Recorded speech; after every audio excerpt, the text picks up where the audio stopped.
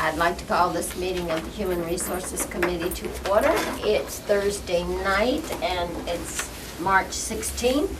It's about 6:35 and we're in the 5:35. I've lost that daylight savings time, gave it away, huh?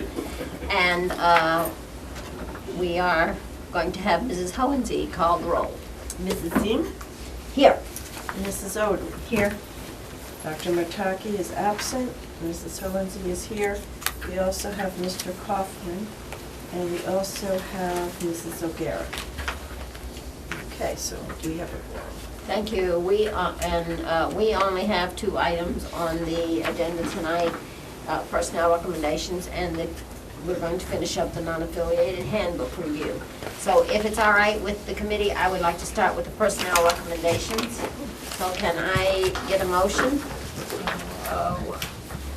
If we have any questions, should we go into non-public to address specific? Well, what you do is the ones you say that you're going to, would move to approve with the exception of 7, 8, or whatever. Unless you just want to go into non-public and talk about it first. And ask a question. It's short. I would like to ask to go into non-public session under RSA 91(3):32B, hiring of any person as a public employee. I'll second that. Okay, and this needs to be a roll call. Okay, a roll call would be Mrs. Ziem? Yes.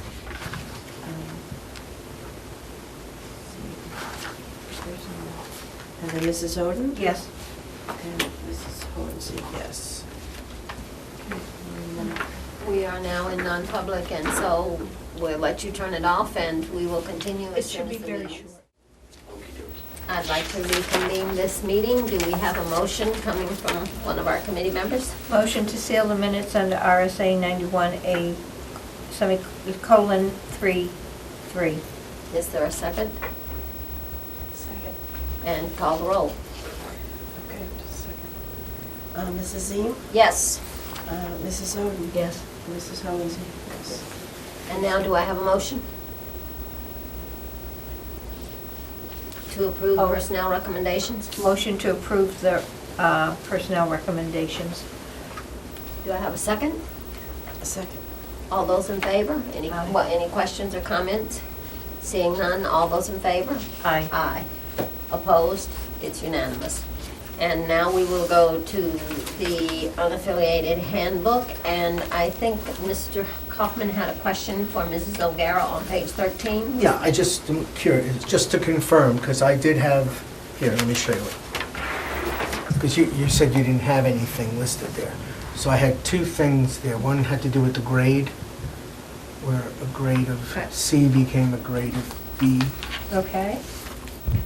And then on the bottom, then I think I suggested that some language be added about reimbursement. And I have a note that belongs in the business office procedure for applying for reimbursement. Okay. And one other question relating to the last paragraph, where it says that any employee using his or her vehicle for school business must maintain auto liability insurance coverage. So my question is there a minimum? And is it verified? So we don't have any people who are using their private vehicle for school business purposes. So if you don't have any, you wouldn't have to verify. You don't? No, I mean, that's if we're driving from school to school, it's not that's not what it means. So Plant Ops has a vehicle. Oh, private. Yeah, Private, I see. yeah. Mm-hmm. But if you see, so I know that sometimes there's language teachers that cover Yeah, they're 2 using schools. their own vehicle, but it's not for school business. But They're getting mileage in between, because They're not carding They did- students. they're not carding students or anything like that. So for example, when I worked at Crotchet Mountain, our residential instructors,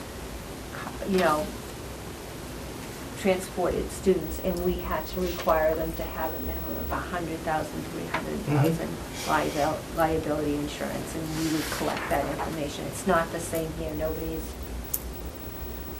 transporting students. Not even to like a sports event?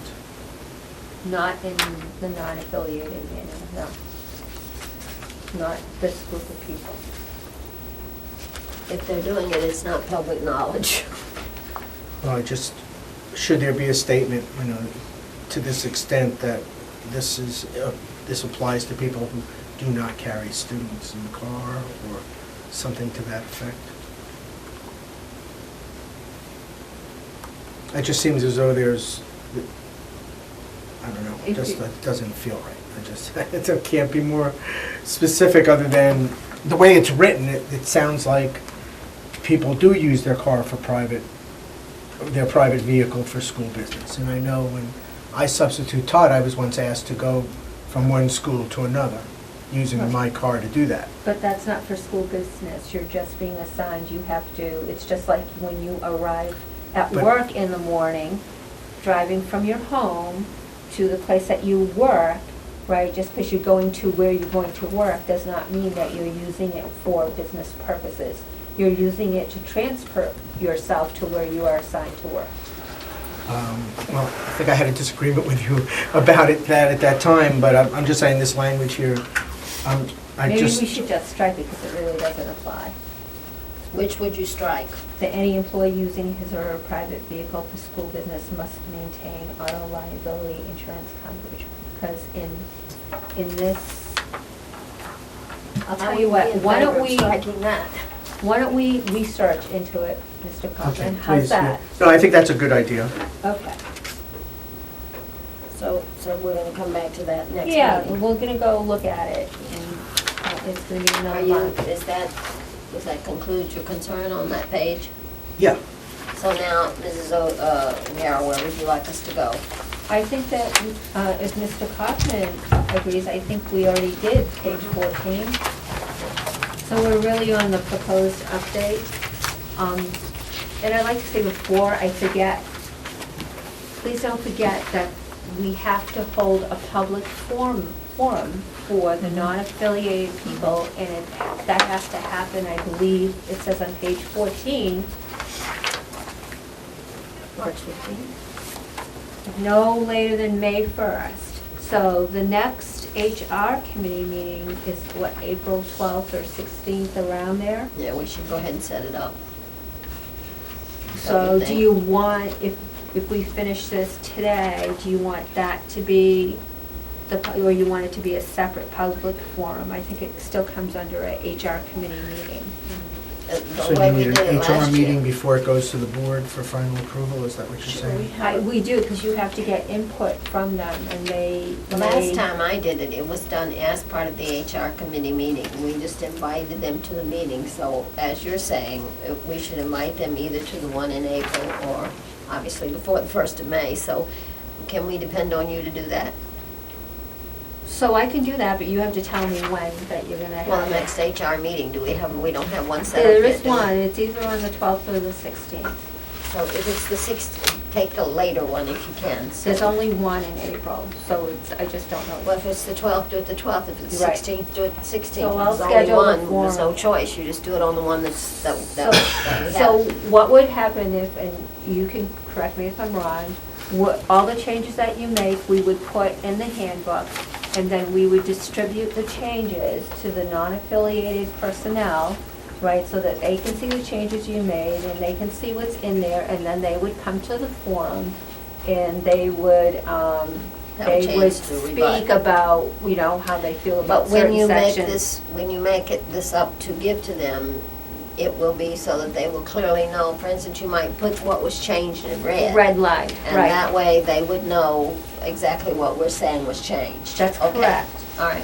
That Okay. sounds good to me. Does that sound good to everybody else? And then and then you could talk about any changes that they wanted, and then we would move to pass it to the board for final approval. I have one general statement maybe to make, and I think I've got enough notes on it, and it bugs me enough that I'm sure I brought it up before, but when I start at page 7 through 9 and I add up the days that, you know, people who've been here more than 10 years, they could have between 45 and 50 days off a year.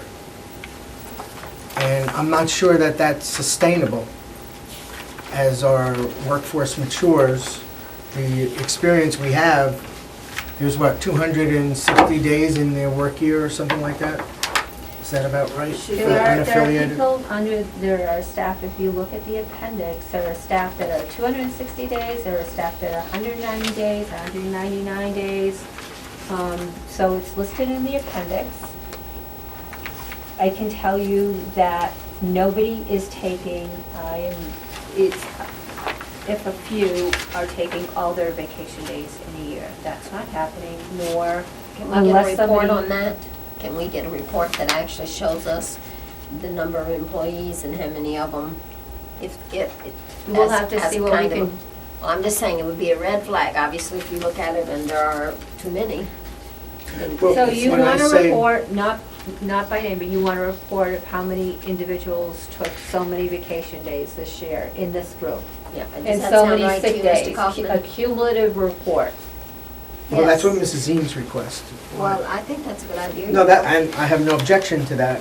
Well, I'm just thinking the data either supports that it's being abused or it doesn't. If Well, it does, I I'm think it's trying to actually say the- something quite different. Okay. Sorry. Then maybe. I'm trying to say something quite different. When I say it's not sustainable, it might be that they're not taking those vacation days or sick days or whatever, but don't forget, those vacation days, what? They accumulate. Those sick days, they accumulate. Each raise they get, it's now worth what their current salary is not necessarily when they earn that sick day.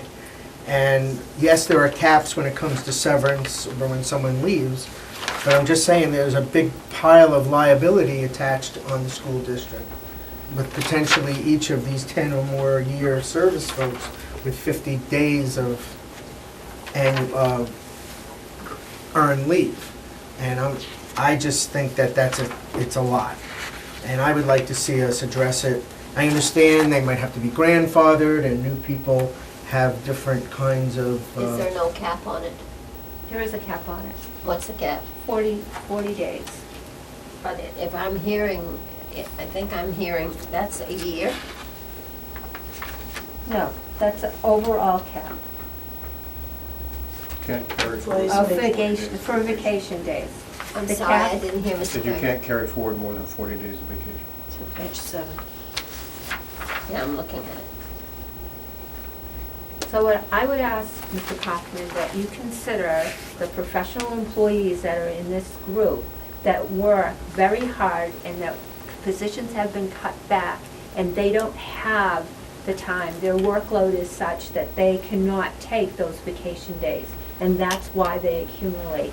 Or the employee who comes to work every single day of the year for years and years and years, and that's why their sick days have accumulated, because they've been working very hard for the Nashua School District. So I hope that you take that into consideration. I know it's a liability, I understand where you're coming from, but people work very hard and they're not calling out sick and they're not taking vacation because they feel they have a professional responsibility.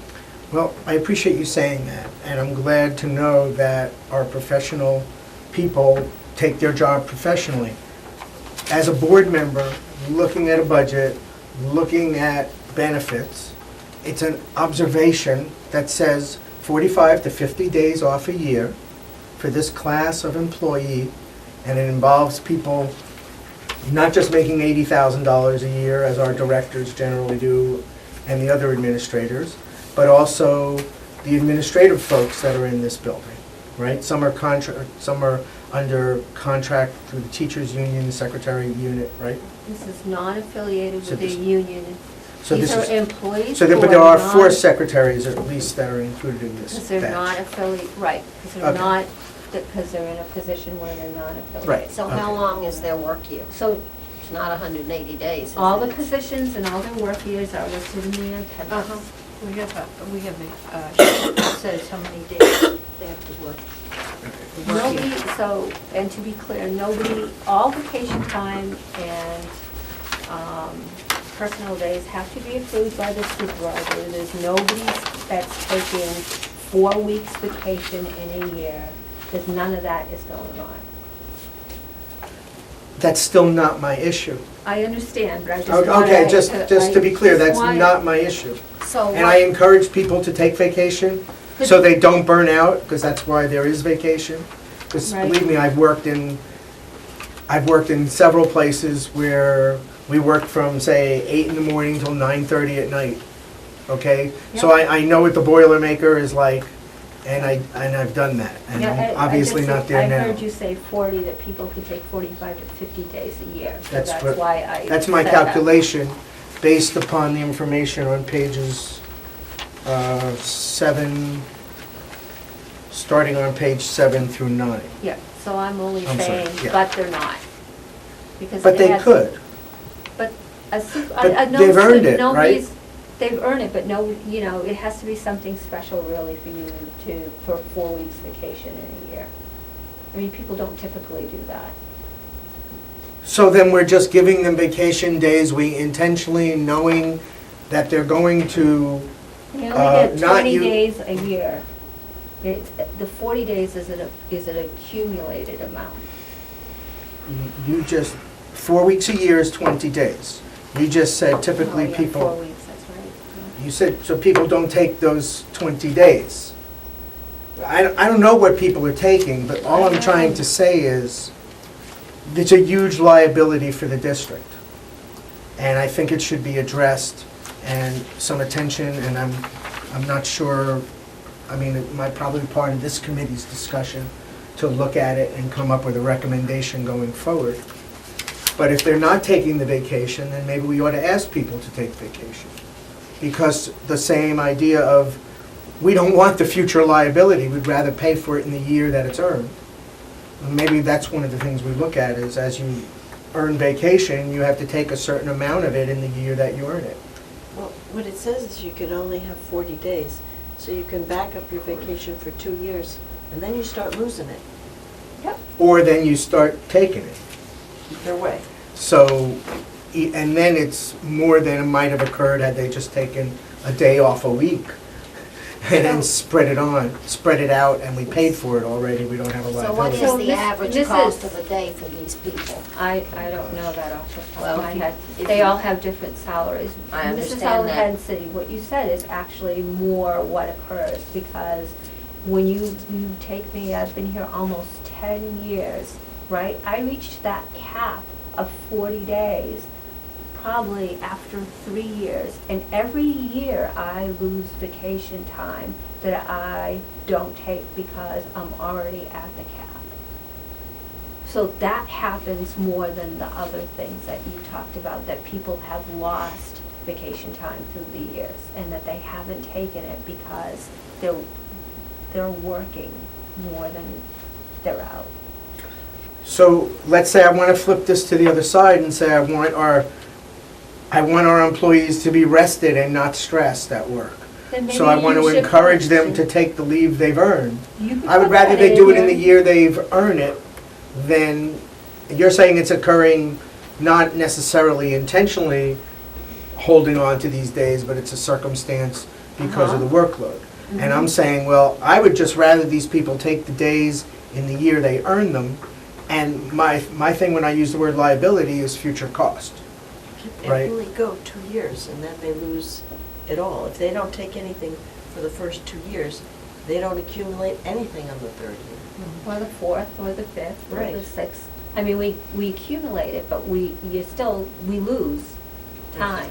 It seems to me to make any kind of reasonable discussion, you have to know a cost. Yes. What does it cost per day? And I understand that they all have a different number of times, but you average things for that kind of a discussion, I believe.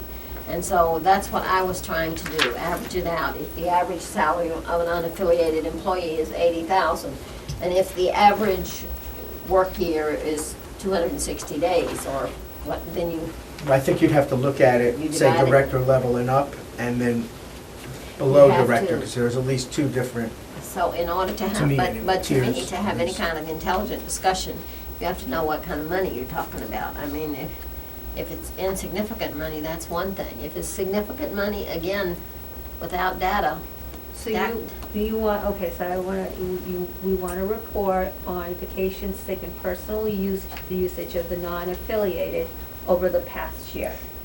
Okay. Is And there then- any way to know what the liability is, how many people, what they're carrying in terms of sick and Okay, vacation? we'll I see, bet we can most do of the that, tenured and then people have at so least that's the minimum. 1, 2, and then the third report is, Don't you think? what do you wanna do with the, so we're gonna take the average salary, the average work year, and we're gonna split everybody into 2 categories, director up and below director, and what else do you want from that report?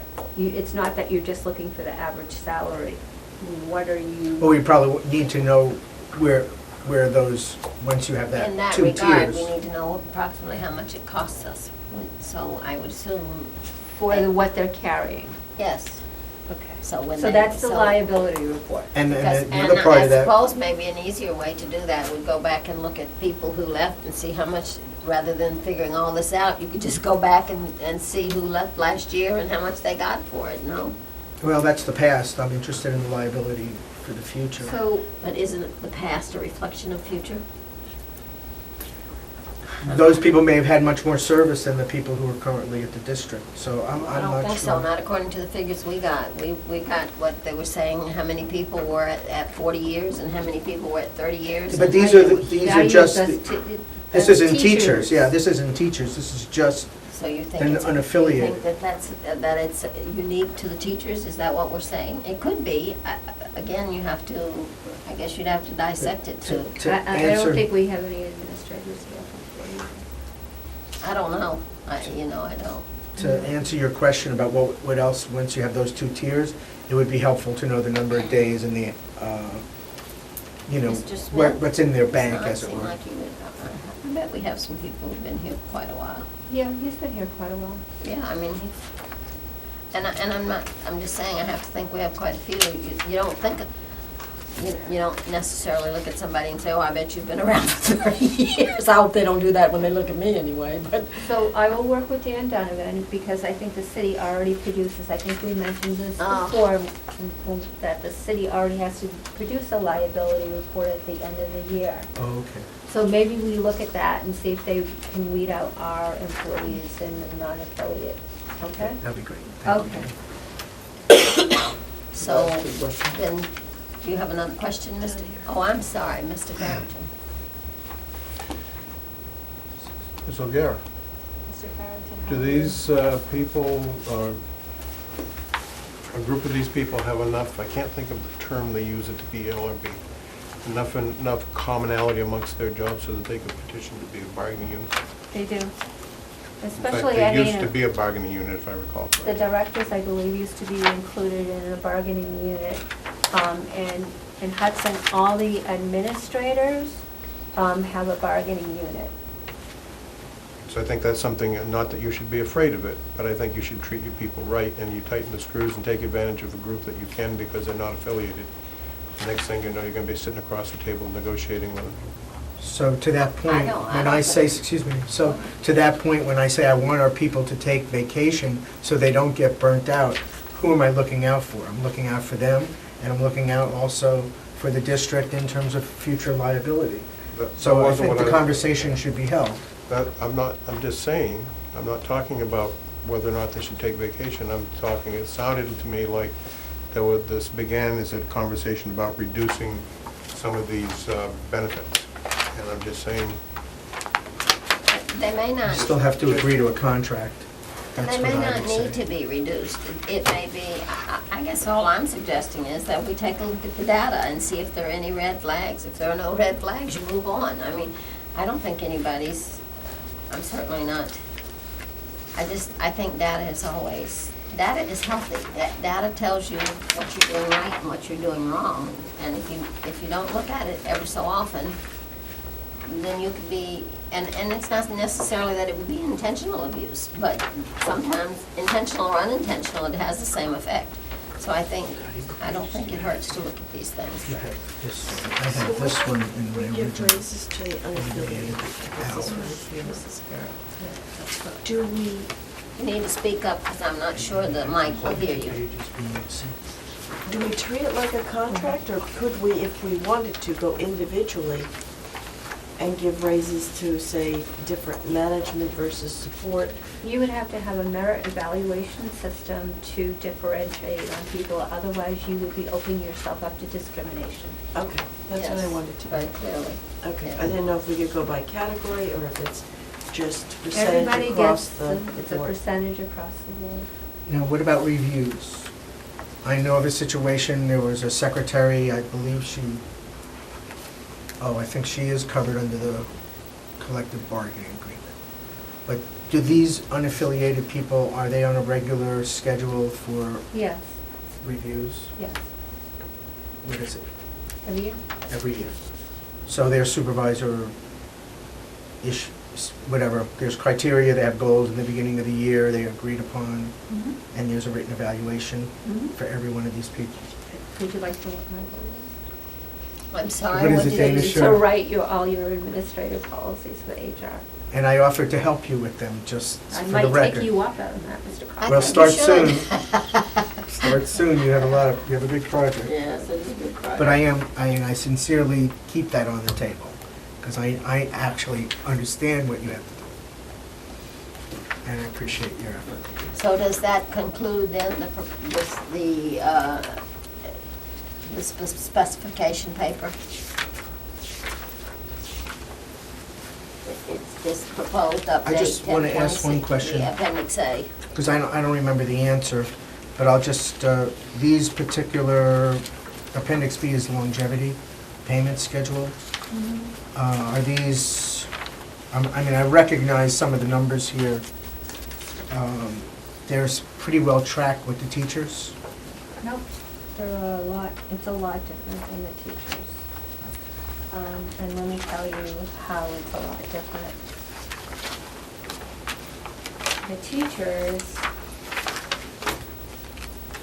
The teachers start their longevity at the beginning of the 15th year. 15th year. Beginning of their 15th year, and they get $281. And then it goes to the beginning of the 20th year, and I believe that's around $1,300.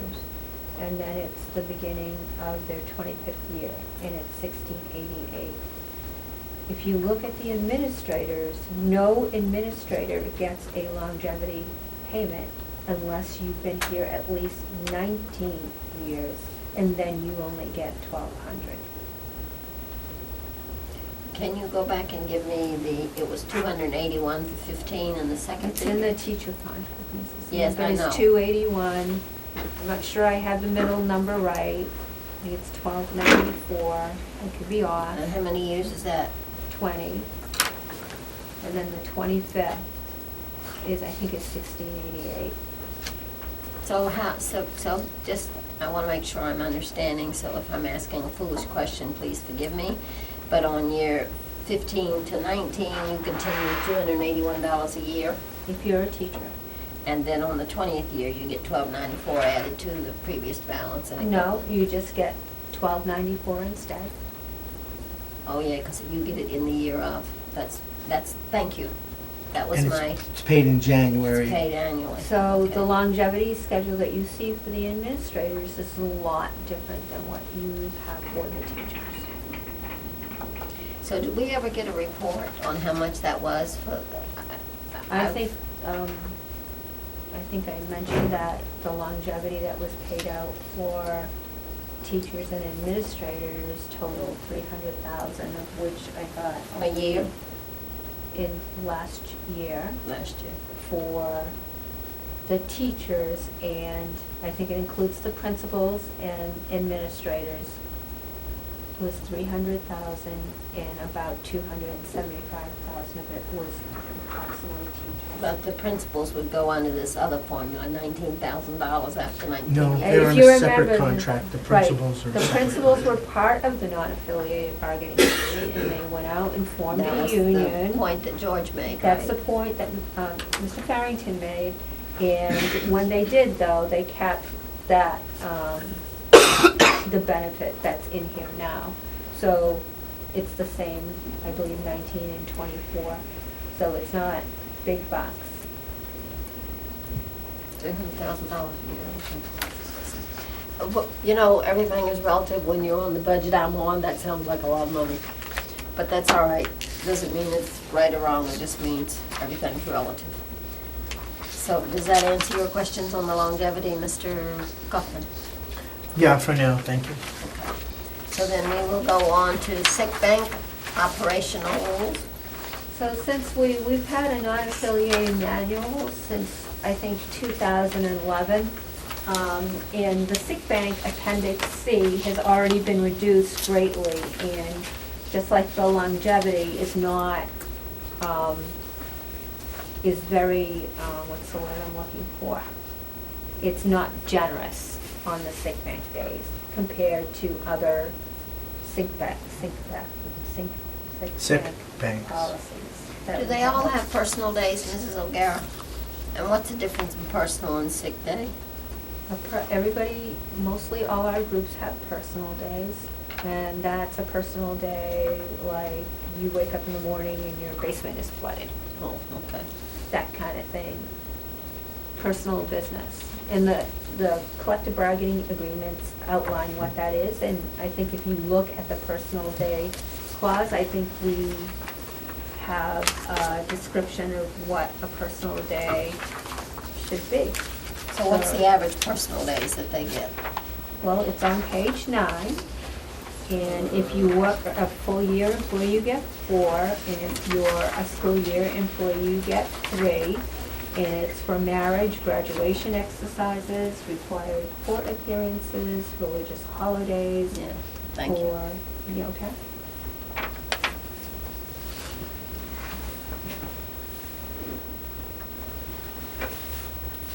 Okay. Did you get your question answered, Mr. Kaufman? Oh, I'm fine for now, thanks, I was just thinking about it. So we're satisfied with the sick bank? I think it's very, Modest. it is, yeah, that's. what And then I'm Appendix C. saying. Yep. Is there anything there?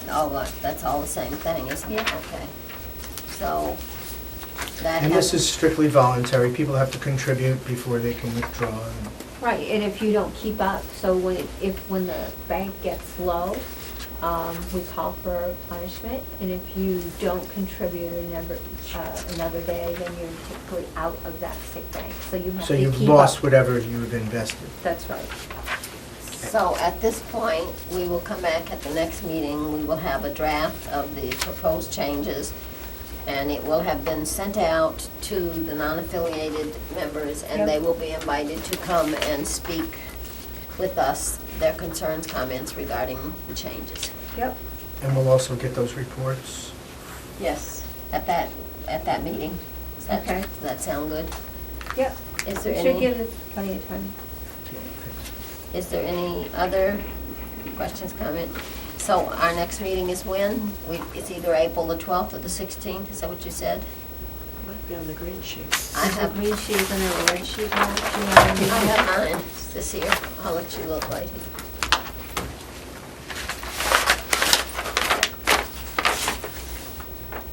April 12th, Wednesday, April 12th. That's what you said. 6:30 to 8:30, Human Resources Committee.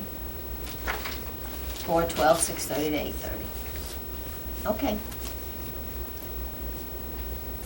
Is there any other business to come before this committee?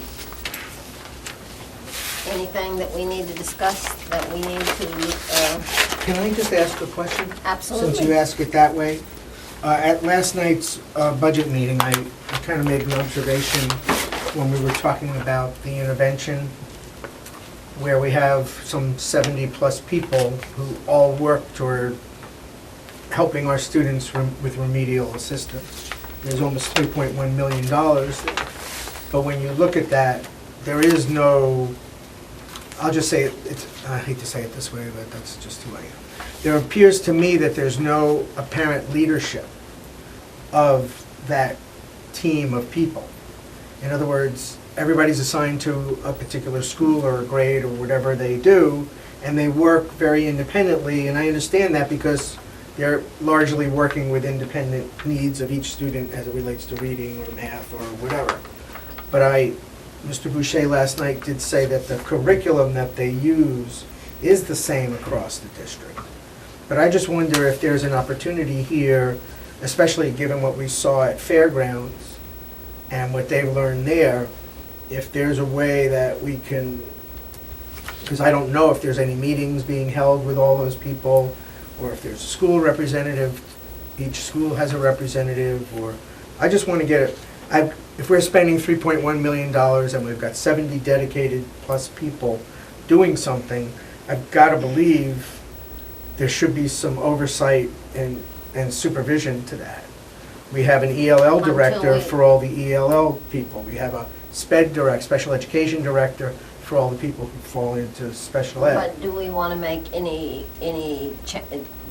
that sounds like a major change to me. And I'm not sure that this is the time to do that until we have established the new superintendent. Because I would assume that comes under the direct leadership of the superintendent. And certainly, whoever that turns out to be, then we can sit down and say, we'd like That's to why I'm look at mentioning it, this I just and want come to up put with it a on the plan. table. No, It's absolutely. HR, I think, related. And That's why I maybe, mentioned it. maybe Mr. Farrington as chair wants to at some point, maybe we want to sit down and make a list of those kinds of things that we'd like to. But some of that goes to strategic planning too, and I think we've said You that we think? would do Okay, strategic. exactly. Well, I would think it's strategic. Mrs. Oden, do I see that hand going up? I think Ms. O'Gara had her hand O'Gara, up I'm first. sorry. Could you define the group of people that you are referring to? There was a list that we got of all the people involved in intervention. They called them interventionists. They were reading teachers, some of them were Title I teachers, reading specialists, there were some paras. You can Is that speak to Mrs.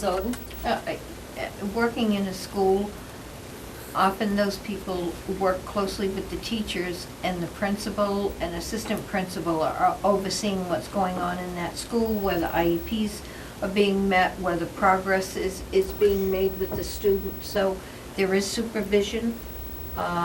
Is it coordinated district-wide? Not that I know of, but there is supervision in each school. Thank you.